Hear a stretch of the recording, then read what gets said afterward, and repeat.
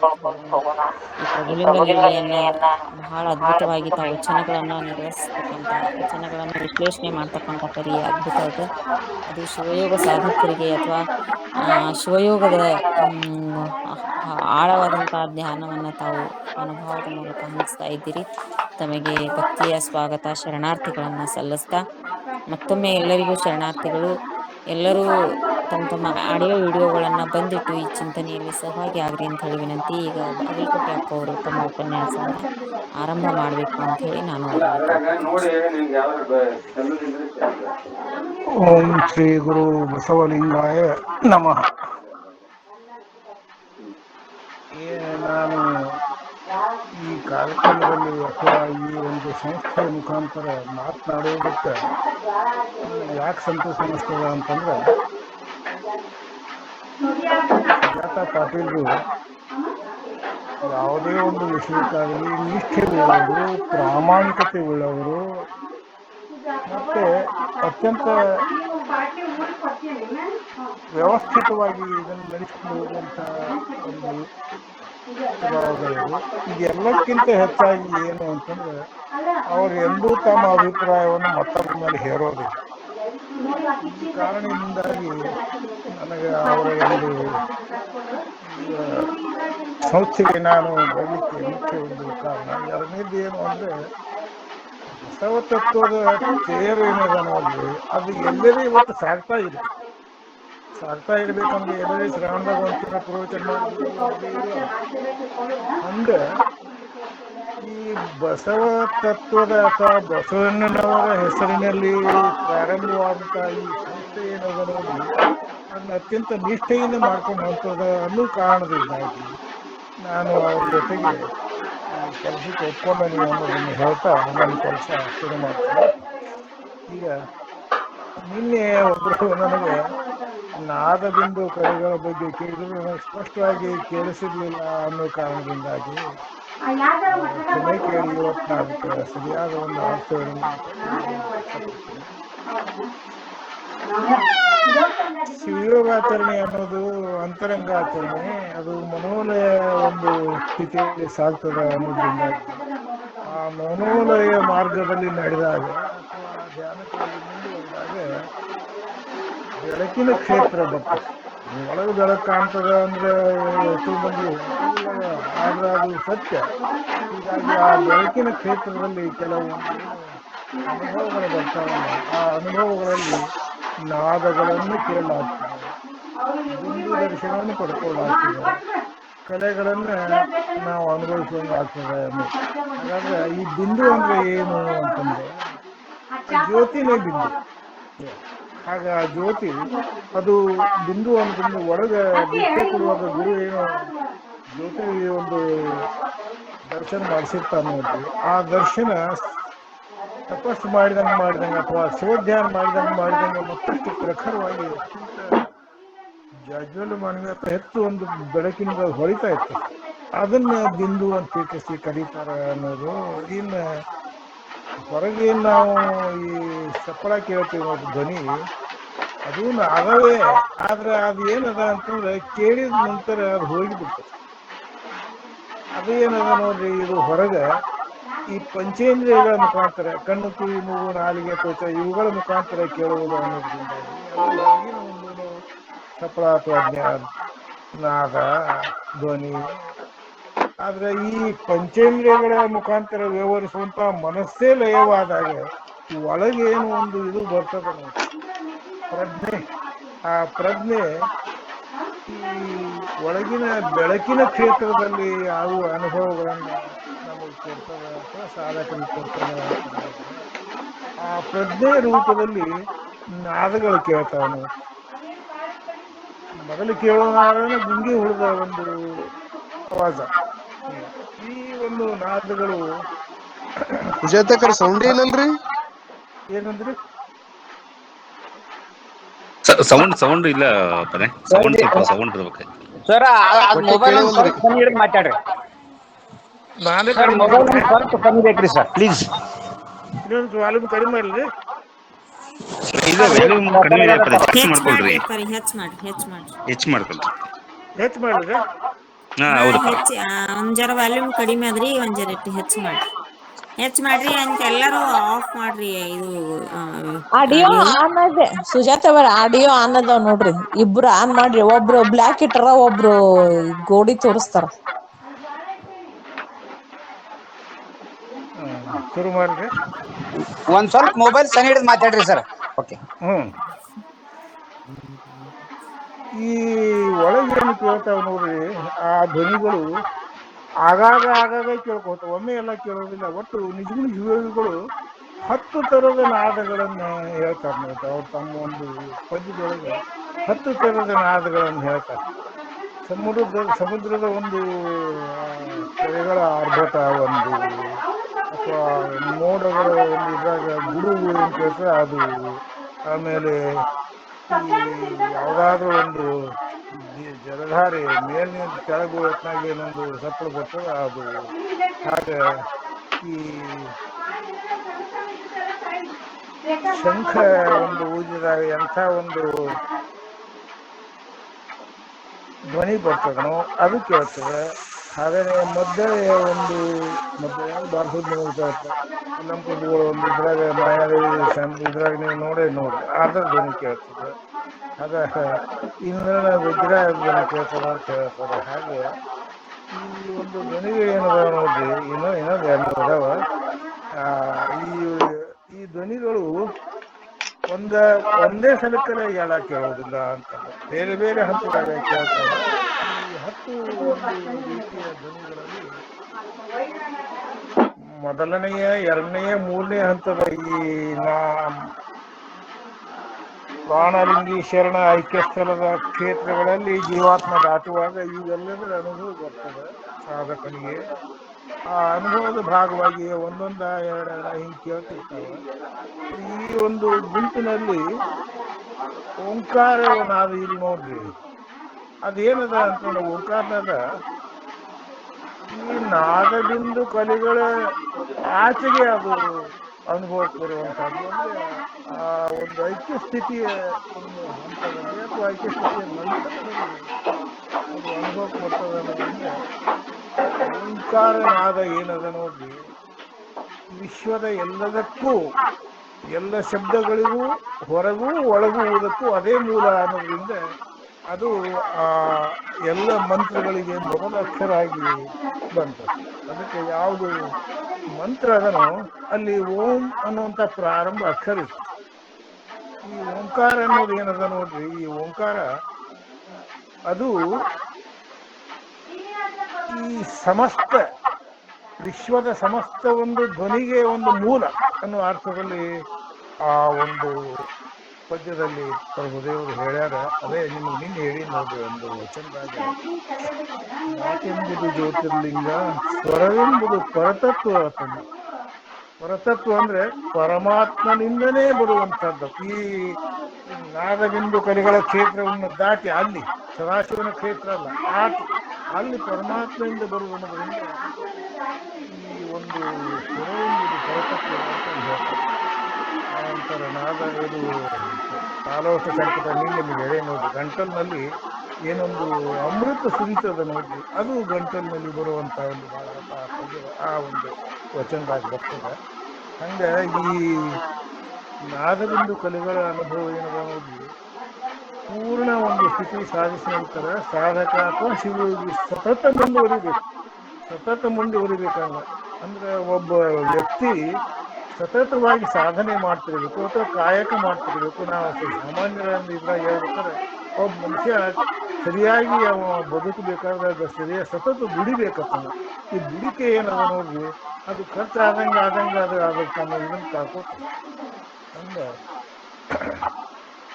ಸತತವಾಗಿ ಅದನ್ನೇ ಮಾಡೋದು, ಅದನ್ನೇ ತಪಸ್ಸು ಮಾಡೋದು, ಅದನ್ನೇ ಭಜಿಸೋದು, ಬಂದವರಿಗೆ ಅದನ್ನೇ ಮಾತಾಡ್ಸೋದು, ಅದನ್ನೇ ಒಂದು ಪ್ರವಚನ ರೂಪದಲ್ಲಿ ಹೇಳೋದು, ಇದೇ ಬರೀ ಅದೇ ಕೆಲಸ ತಾನೆ. ನಾನು ಹೇಳುವತ್ತೆ ನಮ್ಮ ಗುರುಗಳು ನೆನಪಾಗ್ತಾರೆ, ಅವ್ರು ಇದನ್ನೇ ಮಾಡ್ತಾರೆ. ಎಂದೂ ಯಾರ ಜೊತೆ ಏನೋ ಈ ಅಧ್ಯಾತ್ಮ ಬಿಟ್ಟು ಒಂದು ಶಬ್ದ ಮಾತಾಡಿಲ್ಲ ಹಾಗೆ. ಅದಕ್ಕೆ ಈ ಒಂದು ಇದೇನು ಬರ್ತದೆ ಅನ್ನೋದು, ಆ ಓಂಕಾರ ಅನ್ನೋದು ಏನದಲ್ಲ ಅದು ಮೂಲ ಒಂದು ಧ್ವನಿ. ಆ ನಂತರ ಅಮೃತಪಾನ ಅನ್ನೋದು ಗಂಟಲಿನಲ್ಲಿ ಐಕ್ಯ ಸ್ಥಿತಿ ಅನುಭವಿಸುವಂತ ಭಾಗ ಅಂತ ಹೇಳ್ತಾ ಆ ವಚನದ ವಿವರಣೆಯನ್ನು ಇಲ್ಲಿ ಮುಗಿಸ್ತೀನಿ. ಇನ್ನೊಂದು ಭಾಗ ಏನು ಅಂದ್ರೆ, ನೂತನ್ ಬ್ಯಾಕೋಡ್ ಮೇಡಮ್ ಅವರು ಒಂದು ಇದನ್ನ ಕಳಿಸ್ಯಾರ, ಆರ್ಟಿಕಲ್. ಅಲ್ಲಿ ಬೇಂದ್ರೆ ಅವರು ಬರೆದದ್ದು 4 ತಂತಿ ಮತ್ತು ಅಲ್ಲಂ ಪ್ರಭುವಿನ ವಚನ ಅಂತ ಕಳಿಸ್ಯಾರ. ಅಲ್ಲಿ ಏನದ ಅಂತಂದ್ರೆ, ಅಲ್ಲಂ ಪ್ರಭುಗಳ ಒಂದು ವಚನವನ್ನು ಅವರು ಲಕ್ಷಿಸ್ತಾರೆ. ಅದನ್ನ ಲಕ್ಷಿಸೇನೆ ಬೇಂದ್ರೆ ಅವರ ಒಂದು 4 ತಂತಿಯನ್ನ ವಿವರಿಸಲಿಕ್ಕೆ ಅಲ್ಲಿ ಒಬ್ಬರು ಮಲ್ಲಿಕಾರ್ಜುನ್ ಮಲ್ಲೇಶನ್ನ ಅನ್ನೋರು ಅದನ್ನ ಲೇಖನ ಬರೆದದ್ದನ್ನ ಕೊಟ್ಟಾರೆ. ಇಲ್ಲಿ ಏನು ಅಂದ್ರೆ ಮುಖ್ಯ, ಆ ವಚನ ಅಲ್ಲಮ ಪ್ರಭುಗಳ ಯಾವುದೇ ಒಂದು ಸಂಗ್ರಹದಲ್ಲಿ ಪ್ರಾರಂಭದಲ್ಲಿ ಸಿಕ್ಕಿರ್ಲಿಲ್ಲ. ಅದು ಹೆಚ್ಚಿನ ವಚನಗಳು ಅಂತ ಏನದ ನೋಡಿ, ಅಲ್ಲಿ ಭಾಗದಾಗ ಈ ವಚನ ಬರ್ತದೆ ಅನ್ನೋದ್ರಿಂದಾಗಿ ಇದು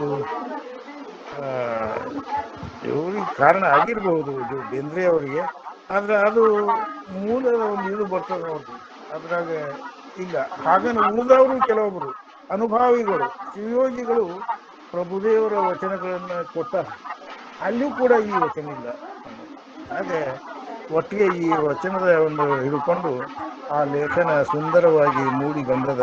ಹಂಗಾಗಿ ನಾನು ಅಷ್ಟೇ, ಅಲ್ಲಮ ಪ್ರಭುಗಳು ಬರೇ ಬೇಂದ್ರೆ ಅವ್ರಿಗೆ ಅಷ್ಟ ಹುಚ್ಚಿಡಿಸಿಲ್ಲ, ಬಹಳಷ್ಟು ಜೀವಿಗಳಿಗೆ, ಬಹಳಷ್ಟು ಲೇಖಕರಿಗೆ ಹುಚ್ಚು ವಿಚಾರತ್ತದ. ಎಂಥ ಹುಚ್ಚು ಅಂತಂದ್ರೆ, ಸಾಹಿತ್ಯದ ಹುಚ್ಚು ಕೆಲವೊಬ್ರಿಗೆ ಹಿಡಿದದ, ಅಧ್ಯಾತ್ಮದ ಹುಚ್ಚು ಕೆಲವರಿಗೆ ಹಿಡಿದದ, ಸಂಗೀತದ ಹುಚ್ಚುನೂ ಕೆಲವರಿಗೆ ಹಿಡಿದದ. ಹಾಗಾಗಿ ಈ ಒಂದು ಅಲ್ಲಮ ಪ್ರಭುಗಳ ಈ ಒಂದು ಇದು ಏನದಂದ್ರೆ, ವಚನ ಬಹಳ ಪರಿಣಾಮಕಾರಿ ಐತಿ ಅನ್ನೋದನ್ನ ಮೇಡಮ್ ಅವರಿಗೆ ತಿಳಿಸ್ತಾ ನಾ ಈಗ ಮುಂದುವರಿತೀನಿ ನೋಡಿ. ನಿನ್ನೆ ನಾನು ಈ ಮೊದಲನೇ ಪದ್ಯವನ್ನ ಅರ್ಥೈಸಿದ್ದೆ. ಕಾಳು ವಿಷಯದ ವಿಧಿಯ ಗಾಳ ಧೂಳಿಯಲಿ ಹತವಾಗಿ ಕಾಲನ ಕಾಲ ಬಾಯಲಿ ಬೀಳದೊಲ್ಲದ ನಿಪ್ಪ ಸುಕೃತಿಗಳು ಕೇಳುವುದು ಕಿವಿಗೊಟ್ಟು ಭಕ್ತಿಯ ಕಾಲು ಕೀಲನ್ನು ನುಡಿದು ತೋರಿಸಿ ಪಾಲಿಸುವ ಪರಬೊಮ್ಮ ನಲ್ಲಮ ಸುಳಿದ ಸುಲಭತೆ. ಶಬ್ದ ಹೆಂಗ್ ಪ್ರಯೋಗ ಮಾಡ್ತಾನೆ ಚಾಮರ್ಸಿ, ಪರಬೊಮ್ಮ ನಲ್ಲಮ ಅಂದ್ರೆ ಪರಬೊಮ್ಮನೇ, ಪರಶಿವನೇ. ಅಲ್ಲಮ ಪ್ರಭು ಅಂದ್ರೆ ಪರಶಿವ, ಪರಶಿವ ಅಂದ್ರೆ ಅಲ್ಲಮ ಪ್ರಭು ಅನ್ನೋದನ್ನ ಮೊದಲಿನಿಂದ ಕೊನೆಯವರೆಗೂ ಚಾಮರ್ಸ ಅದನ್ನೇ ಹಿಡ್ಕೊಂಡು ಹೋಗ್ಯಾನ ನೋಡಿ. ಹಾಗೆ ಅದಕ್ಕೆ ನಾವು ಈ ಮಾಯಾ ಸಂಪುಟದ ಕೊನೆ ಹಂತದಲ್ಲಿ ಗಿರಿಜಿಗೆ ಅಥವಾ ಪಾರ್ವತಿಗೆ ಶಿವ ಹೇಳುವ ಒಂದು ಮಾತು ಬರ್ತದೆ ನೋಡಿ, ಮಾಯಾದೇವಿ ನಿನ್ನ ತಾಮಸ ಒಂದು ಗುಣದ ಪ್ರತೀಕ, ಆಕೆಗೆ ಅಲ್ಲಮ ಪ್ರಭು ಸಿಗೋದು ಸಾಧ್ಯ ಇಲ್ಲ, ಸಿಗಲಿಲ್ಲ. ನೀನು ನಿನ್ನ ಸಾತ್ವಿಕ ಗುಣದ ಒಂದು ಸಂಕೇತವಾಗಿ ಅಥವಾ ಸಾತ್ವಿಕ ಗುಣದ ಒಂದು ಪ್ರತಿನಿಧಿಯಾಗಿ ಕಳಿಸುವಂದಾಗ ಅಕ್ಕಮದೇವಿ ಕಳಿಸ್ತಾರ. ಅಲ್ಲಿ ಯಾರ್ಯಾರು ಬರ್ತಾರ, ಗಣಾಧೀಶ್ವರರು ಬರ್ತಾರ ಆ ಜೋಡಿ ಇರ್ತಾರ. ಹಾಗೆ ಆ ನಂತರ ಈ ಇವರು ಕನ್ಯೆಯರು ಅವರು ಬರ್ತಾರೆ ಅಂತಂದ, ರುದ್ರ ಕನ್ಯೆಯರು ಅಂತ ಹೇಳ್ತಾರ. ಇನ್ನ ಅಲ್ಲಮ ಪ್ರಭು ಯಾರು ಅನ್ನೋದನ್ನು ಅಲ್ಲಿ ಚಾಮರಸನ ಒಂದು ಮೂಲಭೂತ ಒಂದು ಇದು ಹೇಳಿಕೆ ತಿಳಿಸುವಿಕೆ, ಸ್ವತಃ ಅಲ್ಲಮ ಪ್ರಭುಗಳೇ, ಸ್ವತಃ ಪರಶಿವನೇ ಅಲ್ಲಮ ಪ್ರಭು ರೂಪದಲ್ಲಿ ಬರ್ತಾರೆ ಅಂತ ಚಾಮರ್ಸ. ನಾನೇ ಅಲ್ಲಿ ಬರ್ತೀನಿ, ಅಲ್ಲಮ ಪ್ರಭು ರೂಪದಲ್ಲಿ ನಾನೇ ಬರ್ತೀನಿ, ನನ್ನನ್ನು ಅಲ್ಲಿ ತಿಳ್ಕೊಬೇಕಾದ್ರೆ ಅಂದ್ರೆ ನನ್ನ ಮಾರ್ಗವನ್ನ ಶಿವಮಾರ್ಗವನ್ನು ತಗೋಬೇಕಾದ್ರೆ ಸಾತ್ವಿಕ ಕಡೆಯ ಒಂದು ಮಹಾದೇವಿಯತ್ತು ಬರಬೇಕು ಅನ್ನೋ ಅರ್ಥದಲ್ಲಿ ಅಲ್ಲೇ ಹೇಳ್ತಾನೆ. ಅದನ್ನೇ ಇಲ್ಲಿ ಹಂಗೆ ಹಿಡ್ಕೊಂಡು ಹೊಂಟಾನೆ ನೋಡಿ. ಪಾಲಿಸುವ ಕಾಲು ಕೀಲನ್ನು ನುಡಿದು ತೋರಿಸಿ ಪಾಲಿಸುವ ಪರಬೊಮ್ಮನಲ್ಲಮ, ಪರಬ್ರಹ್ಮ, ಪರಶಿವ, ಪರಮಾತ್ಮ. ಆ ಅಲ್ಲಮ ಇಲ್ಲಿ ಸುಳಿದ ಸುಲಭತೆಯ ಅಂತ ಮೊದಲೇ ಪದ್ಯ ನಾವು ನಿನ್ನ ಮುಗಿಸಿದೀವಿ. ಅದು ಅದನ್ನ ಮತ್ತೊಂದ್ಸಲ ನೆನಪಿಸ್ಕೊಟ್ಟು ಈಗ ಮುಂದುವರಿತು ನಾವು. ಲಿಂಗ ನಿಜವನು, ಲಿಂಗದ ಮುಂದೆ ನಿನ್ನೆ ಹೇಳೇನಿ ನಾನು. ಲಿಂಗ ಅಂತಂದ್ರೆ ಚರಾಚರಾತ್ಮಕವಾದಂಥ ಏನು ಈ ವಿಶ್ವ ಅದನೋ ಅದಕ್ಕೆ ಮೂಲವಾದಂಥದ್ದು ಯಾವುದು ಪರಮಾತ್ಮ ಅಥವಾ ಪರಶಿವ ಪರಬ್ರಹ್ಮ ಅಂತ ಅನಿಸ್ಕೊಳ್ತಾನೋ ಅದೇ ಲಿಂಗ ಅನ್ನೋದ್ರಿಂದ ಆ ಲಿಂಗದ ಒಂದು ಭಾಗವಾಗಿ ಜೀವಾತ್ಮ ಬರ್ತದೆ. ಅದು ನಮ್ಮ ಕರಸ್ಥಲಕ್ಕೆ ಬಂದದ. ಅದಕ್ಕೂ ನಮ್ಮ ಒಂದು ಈ ಶರೀರ ಅನ್ನುವಂಥ ಯಂತ್ರವನ್ನು ನಡೆಸುವಂಥ ಒಂದು ಸಾಧನವನ್ನಾಗಿ ಬಂದದ ಅನ್ನೋದ್ರಿಂದಾಗಿ ಅದು ಲಿಂಗ. ಅದು ಲಿಂಗ ನಿಜವನ್ನು ಬಯಸಿ ಅಂದರೆ ಅಂತರಂಗದಲ್ಲಿ ಶಿವಯೋಗಿಯಿಂದ ದೀಕ್ಷಾ ಪಡ್ಕೊಂಡು ಅಂತರಂಗದ ಒಂದು ಅನುಸಂಧಾನದಲ್ಲಿ ತೊಡಗುವಂಥ ಕಾರ್ಯಕ್ಕಾಗಿ ಅಂತ ನನಗದ ಅರ್ಥ. ಲಿಂಗ ನಿಜವನ್ನು ಬಯಸಿ ಭಕ್ತ ಜನಗಳಿರುತ್ತಿರಲು ಅಲ್ಲಮ ಪ್ರಭು ಲಿಂಗನಂತೆ ಇದನ್ನು ಅರಿದು ತನ್ನ ಕಟಾಕ್ಷ ಕಾಂತಿಯಲ್ಲಿ ಹಿಂಗಿಸುವೆನೆಲ್ಲರ ಮನೋಮಯ ಅಂಗದೊಳಗೆ ಹೊರಗಿಳಿದ ತಮದ ತರಂಗಗಳನ್ನು ಎನ್ನುತ್ತ ಸ್ವತಃ ಗುರುವೇ ಬರ್ತಾರೆ, ಸ್ವತಃ ಅಲ್ಲಮ ಪ್ರಭುಗಳೇ ಬರ್ತಾರೆ. ಆ ಅರ್ಥದಲ್ಲಿ ಈ ಒಂದು ಭೂಮಿಯ ಮೇಲೆ ಸದಾ ಕಾಲವೂ ಶಿವಯೋಗದ ಗುರು ಇದ್ದೇ ಇರ್ತಾನೆ ಅನ್ನೋ ಅರ್ಥ ಅಲ್ಲಿ ಬರ್ತದೆ. ಲಿಂಗ ನಿಜವನ್ನು ಬಯಸಿ ಭಕ್ತ ಜನಾಂಗ ಇರುತ್ತಿರಲಲ್ಲಮ ಪ್ರಭು ಲಿಂಗ ನಂತಿದ ನರಿದು ತನ್ನ ಕಟಾಕ್ಷ ಕಾಂತಿಯಲ್ಲಿ ಹಿಂಗಿಸುವೆನೆಲ್ಲರ ಮನೋಮಯದ ಅಂಗದೊಳ ಹೊರಗಿಳಿದ ತಮದ ತರಂಗಗಳನ್ನು ಎಂದೆನ್ನುತ್ತಾನೆ. ತಮದ ತರಂಗವನ್ನು ಎನ್ನುತ್ತಾರೆ. ಆ ಒಂದು ಎಲ್ಲವನ್ನೂ ಹಿಂಗಿಸಿ ಆ ತರಂಗ ತೆಗೆದು ನಾನು ಅದನ್ನು ಆ ದಾರಿಯನ್ನು ತೋರಿಸುತ್ತಿಲ್ಲ. ಸೂಕ್ಷ್ಮವಾಗಿ ಹೇಳ್ಬೇಕಂದ್ರೆ ಶಿವಮಾರ್ಗ ಈ ಭೂಮಿ ಮೇಲೆ ಎಂದೂ ಹೋಗಿಲ್ಲ, ಎಂದೂ ತಟಸ್ಥ ಆಗಿಲ್ಲ, ಆಗೋದು ಇಲ್ಲ. ಹಾಗೆ ಮನೋಮಯದ ಅಂಗಗಳ ಹೊರಗೆ ಹಿಡಿದ ತಮದ ತರಂಗಗಳನ್ನು ಎಂದೆನ್ನುತ್ತ ಕಾರಣಕಾಯದಲ್ಲಿ ಸುಳಿದ ಅಲ್ಲಮ ಪ್ರಭುಗಳು ಕಾರಣಕಾಯದಲ್ಲಿ ಸುಳಿತಾರೆ. ಕಾರಣಕಾಯ ಅಂದ್ರೆ ಏನು? ನಾನು ನಿಮಗೆ ಸ್ಥೂಲ ಸೂಕ್ಷ್ಮ ಕಾರಣಗಳ ಒಂದು ಶರೀರಗಳ ಹೇಳೇನಿ. ಅಲ್ಲಿ ವ್ಯತ್ಯಾಸವನ್ನು ಸ್ವಲ್ಪ ಹೇಳುವುದೇನು ಅಂತ, ಸ್ಥೂಲ ಶರೀರ ಮತ್ತು ಸೂಕ್ಷ್ಮ ಶರೀರದ ನಡುವೆ ಒಂದು ಏನು ವ್ಯತ್ಯಾಸ ಇರ್ತದೆ ಅಂದ್ರೆ ಭಾರ. ಸ್ಥೂಲಕ್ಕೆ ಕಣ್ಣು ಕಿವಿ ಮೂಗು ಇದು ಪೃಥ್ವಿ ಅಪ್ಪು ತೇಜ ವಾಯು ಆಕಾಶ ಏನು ಇರ್ತಾವಲ್ಲ, ಇವುಗಳಲ್ಲಿ ಈ ಪೃಥ್ವಿ ಭೂಮಿ ಇದಕ್ಕೆ ಒಂದು ಭಾರ ಅನ್ನೋದು. ಈ ಭಾರ ಅನ್ನೋದೇನದ ನೋಡ್ರಿ, ಅದು ಸ್ಥೂಲ ಶರೀರದ ಒಂದು ಮಹತ್ವದ ಘಟಕ. ಅದು ಸೂಕ್ಷ್ಮ ಶರೀರಕ್ಕೆ ಇರೋದಿಲ್ಲ ಅಥವಾ ಸೂಕ್ಷ್ಮ ಒಂದು ಜಗತ್ತಿಗೆ ಇರೋದಿಲ್ಲ ಅಂತಂದ್ರೆ. ಅದಕ್ಕೆ ನೀವು ಕನಿಷ್ಠೊಳಗೆ ಅದು ನೋಡ್ತಿರಲಿಲ್ಲ, ಅದು ಸೂಕ್ಷ್ಮ ಒಂದು ಜಗತ್ತು. ಅದು ಲೋಕಜೀವಿಗಳ ಸೂಕ್ಷ್ಮ ಜಗತ್ತ. ಮನಸ್ಸಿನಿಂದ ಅನುಭವಿಸೋದು, ಮನಸ್ಸನ್ನು ತಟಸ್ಥ ಮಾಡಿ ಆ ಸೂಕ್ಷ್ಮ ಶರೀರ ಅನುಭವಿಸೋಕೆ ಸಂಬಂಧ ಅದು ಆತ್ಮದಿಂದ ಅನುಭವಿಸಲಾಗ್ತದೆ. ಅಲ್ಲಿ ಅನುಸಂಧಾನದಲ್ಲಿ ಅದು ಸಿಗ್ತದೆ ಅನ್ನೋದು ನೋಡೋಣಂತ. ಹಾಗೆ ಆ ಒಂದು ಇದನ್ನು ಹಿಡ್ಕೊಂಡು ಅಲ್ಲಮ ಪ್ರಭುಗಳು ಕಾರಣಕಾಯದಲ್ಲಿ ಸುಳ್ತಾರೆ ಅಂತ ಹೇಳ್ತಾನೆ. ಚಾಮುಂಡನ ಚಂದ್ರಪ್ರಭು ಅದ್ಭುತ ಒಟ್ಟಿಗೆ. ಹಾಗಾದ್ರೆ ಈ ಸೂಕ್ಷ್ಮ ಶರೀರ ಮತ್ತು ಕಾರಣ ಶರೀರದ ವ್ಯತ್ಯಾಸ ಏನು ಅಂತಂದ್ರೆ, ಸೂಕ್ಷ್ಮ ಶರೀರದಲ್ಲಿ ಆಕಾರ ಇರ್ತದೆ, ಕಾರಣ ಶರೀರಕ್ಕೆ ಆಕಾರ ಇಲ್ಲ. ಮೊದಲೇ ನೋಡ್ರಿ ನೀವು, ಈಗ ಒಂದು ಸಂಪುಟದ ಕೊನೆಯಲ್ಲೇನೆ ಶಿವ ಹೇಳೋದು ನಾನೇ ಅಲ್ಲಮ ಪ್ರಭುವಾಗಿ ಅನ್ನಂಗೆ. ಹಾಗೆ ಅಲ್ಲಮ ಪ್ರಭು ಪರಶಿವನ ಪ್ರತಿನಿಧಿಯಾಗಿ ಬಂದುದಂದ್ರೆ ಪರಶಿವನ ನಿರಾಕಾರ ರೂಪನೇ ಅನ್ನೋದು ಹೇಳುವ ಸಲುವಾಗಿ ಕಾರಣಕಾಯದಲ್ಲಿ ಬಹಳ ಹೊಂದಿರುತ್ತದೆ. ಹೊಕ್ಕು ವ್ಯವಸಾಯವನ್ನು ಮಾಡುವ ಹೆಕ್ಕಳದ ಹೋರಟೆಯ ಕಾಣುತ್ತಲೇ ಅಕ್ಕರಿಂದಲೇ ನೋಡಿ ಕರುಣರ ಸಾರ್ದ್ರ ಚಿತ್ತದಲ್ಲಿ ಲೌಕಿಕರು ಲೋಕಜೀವಿಗಳು ಹೆಂಗಿರ್ತಾರೆ, ಅವರು ಒಂದು ರೀತಿ ಜೀವನ ಸಾಗಿಸ್ತಿರ್ತಾರೆ, ಅವರು ಒಂದು ವ್ಯವಸಾಯ ಮಾಡ್ತಿರ್ತಾರೆ, ಅವರು ಒಂದು ಒಕ್ಕಲ್ತನ ಮಾಡ್ತಿರ್ತಾರೆ. ಅವಾಗ ವ್ಯವಸಾಯವನ್ನು ಮಾಡುವ ಅತಿಶಯವಾದಂಥ ಒಂದು ತಿಕ್ಕಾಟ, ಬದುಕಿನ ತಿಕ್ಕಾಟ ಎಷ್ಟಿರ್ತದ ಅನ್ನೋದನ್ನ ಈ ತೀರಾ ಉತ್ಪನ್ನ ಇರ್ಲಾರ್ದವ್ರು ನೋಡಿದ್ರೆ ಗೊತ್ತಾಗ. 5ನೇ ಮಜಲ್ದಾಗ ಕೂತು ಅನುಭವಿಸೋದು ಸಾಧ್ಯ ಆಗೋದಿಲ್ಲ. ನೆಲದ ಮಜಲದ ಹಂತದಲ್ಲಿ ದುಡಿಯುವವ್ರು ಏನು ಬರ್ತಾರೆ ನೋಡ್ರಿ, ಅವರ ಒಂದು ದುಃಖ ದುಮ್ಮಾನಗಳನ್ನು ನೋಡಿದ್ರೆ ಎಂಥ ಒಂದು ತೊಂದರೆ ಅವ್ರು ಅನುಭವಿಸಿರ್ತಾರೆ ಅನ್ನೋದು ಗೊತ್ತಾಗ್ತದೆ. ಅದನ್ನು ಇಲ್ಲಿ ಹೊಕ್ಕು ವ್ಯವಸಾಯವನ್ನು ಮಾಡುವ ಹೆಕ್ಕಳದ ಹೋರಟೆ ಕಾಣುತ್ತದೆ ಅಕ್ಕಳಿಂದಲೇ ಅವ್ರ ಹಣೆ ಬರನ ಹಂಗಿರ್ತದೆ, ಪ್ರಾರಬ್ಧನ ಹಂಗಿರ್ತದೆ ಅಂತ ಹೇಳ್ತಂತೆ ಮನುಷ್ಯ. ಅಕ್ಕಳಿಗೆಲ್ಲ ಇಕ್ಕಾಟ ಚಿಕ್ಕ ಕಾಣುತ್ತಲೇ ಅಕ್ಕಳಿಂದಲೇ ನೋಡಿ ಕವನ ಸಾಧ್ರ ಚಿತ್ತದಲ್ಲಿ ಅನ್ನೋದು. ಅವರ ಒಂದು ಬದುಕಿನ ಹೋರಾಟ ಎಷ್ಟು ತೀವ್ರ ಇರ್ತದಂದ್ರೆ ಯಾವ ಧರ್ಮನೂ ನೆನಪಾಗುವುದಿಲ್ಲ, ಯಾವ ದೇವರು ನೆನಪಾಗುವುದಿಲ್ಲ, ಯಾವ ಒಂದು ಎಲ್ಲರೂ ಹೋಗ್ಬೇಕನ್ನುವಂತ ಒಳ್ಳೆಯ ಇದಕ್ಕೆ ಯಾವುದು ನೆನಪಾಗ ಆ ಹೊಟ್ಟೆಯನ್ನು ತುಂಬಿಸೋದನ್ನ ಒಂದು ದೊಡ್ಡ ಕೆಲಸ. ಅಂಥವ್ರನ್ನೇ ಬಹಳಷ್ಟು ಇರ್ತಾರೆ ಅಂತ ಮತ್ತೆ ಹೇಳ್ಬೇಕಾಗಿದೆ. ಅದನ್ನು ಓದೋಣ.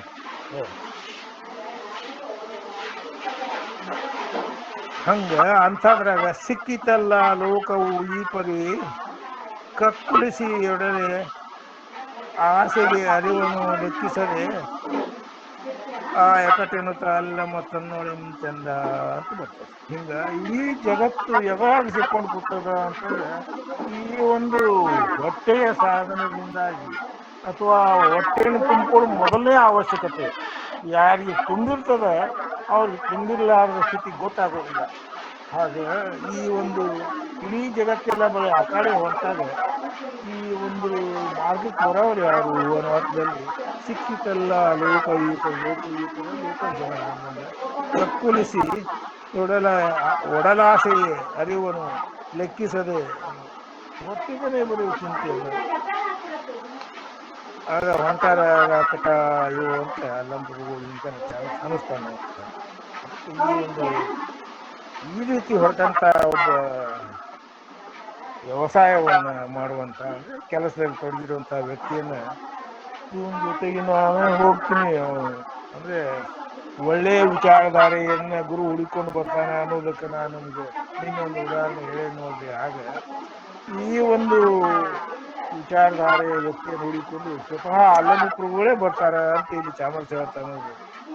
ಈ ರೀತಿಯಲ್ಲಿ ಈತನೊಂದಿಗೆ ಸಂವಾದ ಮಾಡ್ತೀನಿ, ಒಂದು ಲೀಲೆಯನ್ನು ತೋರಿಸ್ತೀನಿ, ಒಂದು ಲೀಲೆಯನ್ನು ಅವನ ಮುಂದೆ ನಟಿಸ್ತೀನಿ.